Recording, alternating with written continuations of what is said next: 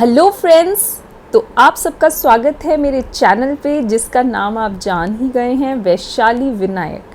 तो मैं आज से आपको पढ़ाऊंगी वो सारे टॉपिक्स जिसको आप डिफ़िकल्ट कंसिडर करते हैं और जो इंटरनेट पे स्प्रेड हो रखे हैं इधर उधर बहुत सारी जगह, बट उनको एक बहुत ही सिंप्लीफाइड मैनर में।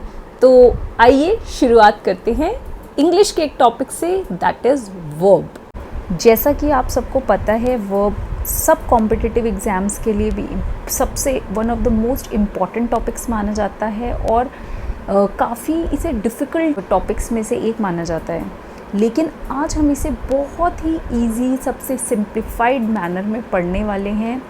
आपको जैसे कि पता होगा आप सबको कि नीतू मैम और रानी मैम ये दो सबसे इम्पॉर्टेंट टीचर्स हैं जो कि इंग्लिश पढ़ाते हैं for all the competitive exams, चाहे वो एसएससी हो, चाहे वो यूपीएससी का सीसैट हो, कोई भी एग्ज़ाम हो, सीडीएस का एग्ज़ाम हो, जितने भी एग्ज़ाम्स हैं, सीपीओ, सबके लिए जनरली जो बच्चे प्रेफर करते हैं नीतू मैम को और रानी मैम को।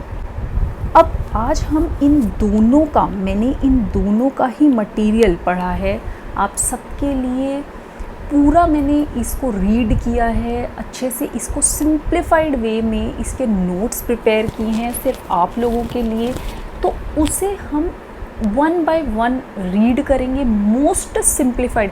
आई can challenge you that you can not find इससे simple notes of Rani ma'am and Neetu ma'am. Even जो उन्होंने पढ़ाया है, मैंने एग्जाम्पल्स भी उनके इसके अंदर दिए हैं। तो आपको क्या है, आपको हर जगह जाने की ज़रूरत नहीं है, वो सारा उठाकर मैंने एक ही जगह पर इजी। तो अब हम जो वर्ब पढ़ने वाले हैं वो प्योरली हम पढ़ने वाले हैं कॉम्पिटिटिव एग्ज़ाम्स के लिए। तो आइए स्टार्ट करते हैं। सबसे पहले जो वर्ब होता है, जैसा कि आपको पता है, वर्ब होती है क्रिया। ठीक है, वर्ब का मतलब होता है क्रिया।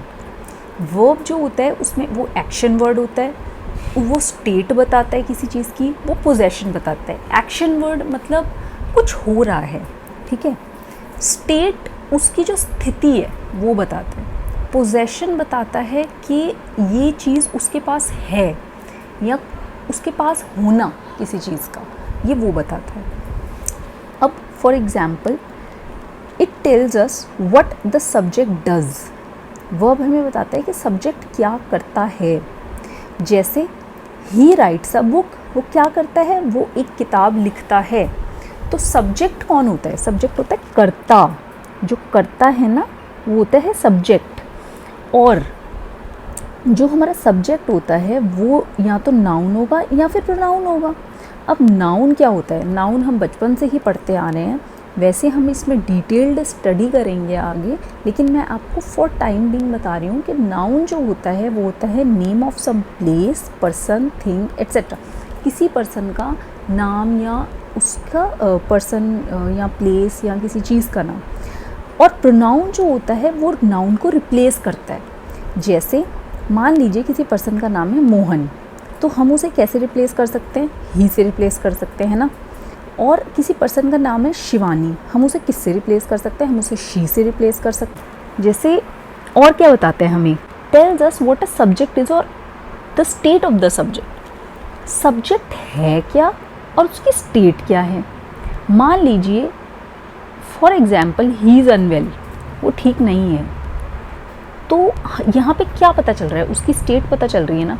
कुछ काम हो रहा है, कुछ काम तो नहीं हो रहा है, एक्शन तो परफॉर्म नहीं हो रहा है, बट स्टिल उसकी स्टेट पता चल रही है।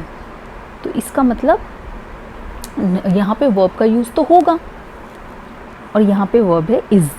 Okay, tells about possession. तीसरा है, जैसा कि मैंने यहाँ पर बताया, it tells us about possession, कि कोई चीज़, कोई व्यक्ति कोई चीज़ पोजेस करता है, किसी के पास कोई चीज़ है। He has a book. ही क्या है? ही प्रोनाउन हुआ है ना, नाउन को जो रिप्लेस करता है। हैज़ अ बुक, किसी के पास क्या है? किताब है। तो क्या हम यहाँ पे बोल सकते हैं कि कोई वर्ब का यूज़ नहीं हुआ है? No, it is wrong. यहाँ पे वर्ब का यूज़ हुआ है। यहाँ पे हैज़ करके वर्ब का यूज़ हुआ है। हम आगे पढ़ेंगे इसके बारे में कि ये क्या होते हैं, कौन से टाइप के वर्ब होते हैं। लेकिन आप अभी फ़िलहाल के लिए समझिए कि यहाँ पर यूज़ हुआ है, और वो हुआ है किसका, हैज़ का। तो पोजेशन बताने के लिए हुआ है। तो ये तीनों ही केस में क्या हो रहा है, हमारा वर्ब हो रहा है। सब्जेक्ट के बारे में जो बताएं वो कि वो क्या एक्शन परफॉर्म कर रहा है, या उसकी स्टेट कैसी है, या उसके अंदर क्या पोजेशन है उसके पास। तो इन तीनों ही केस में हम बोलते हैं कि वर्ब का यूज़ हुआ है। आज के लिए फ़िलहाल इतना ही। ये मैंने एक बहुत ही छोटा सा इंट्रो बनाया है वर्ब का, जस्ट आपको एक ग्लिम्स देने के लिए।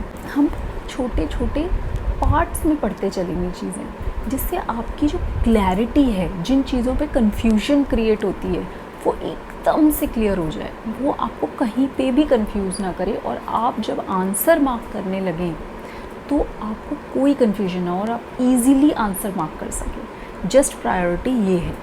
तो इसलिए हम हर एक टॉपिक को बहुत ही डिटेल में पढ़ेंगे, और जस्ट आपको चैनल को फॉलो करना है।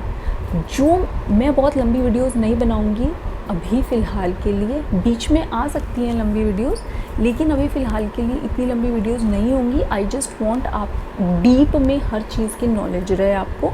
आप पेपर में क्वेश्चन आए, आप कंफ्यूज ना हो, चीज़ों को लेके परेशान होने की ज़रूरत नहीं है, क्योंकि मैंने इतना सिंप्लीफाइड तरीके से अपने नोट्स बनाए हैं कि मैं आपको बेट कर सकती हूँ, आई कैन चैलेंज दैट इससे ईजी वे नहीं हो सकता।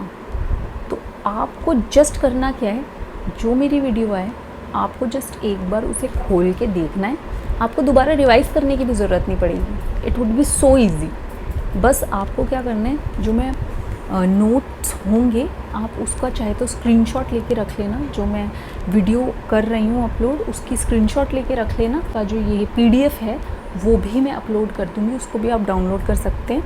तो आपके लिए क्या रहेगा, एक ईजी कंपाइलेशन हो जाएगा, ये हैंड रिटन रहेगा, और आपको बिल्कुल भी कोई मेहनत करने की ज़रूरत नहीं है नोट्स बनाने के लिए। जो मैं दे रही हूँ आई डोंट थिंक इससे सिंपल कुछ होगा, तो इसलिए मेहनत मत करो नोट्स बनाने पे। क्वेश्चंस लगाओ, जो मैं दे रही हूँ उनको रिवाइज़ करो, बस इतना करना है आपको। And that's all for today.